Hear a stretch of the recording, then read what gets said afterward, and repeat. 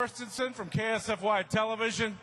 I'm honored to be here tonight to honor a man who has done so much for the Aberdeen community and the Northern State community here in Aberdeen, Bob Olson.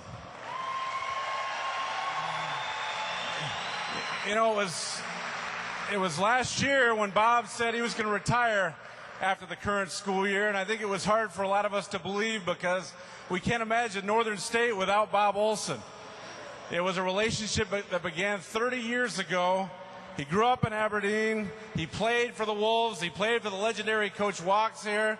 He would later go on and coach the men's basketball team for 14 seasons. They went to 5 NAIA national tournaments. They were the national runner-up 2 different times.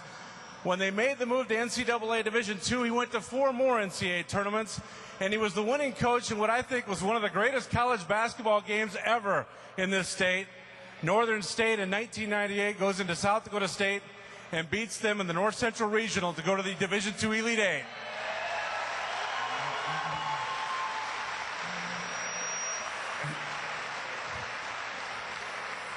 In 1999, Bob decided to step away from coaching and became the athletic director. And one of his first hires was Don Meyer, pretty good hire. And I watched Bob watch with pride all of the national recognition that Coach Meyer brought to this university. But the thing about Bob is he lives and breathes Northern State athletics. He wears the maroon and gold with such pride. Every time you come into the Barnett Center, if you saw Bob Olson, it was like coming into his home because he welcomed you.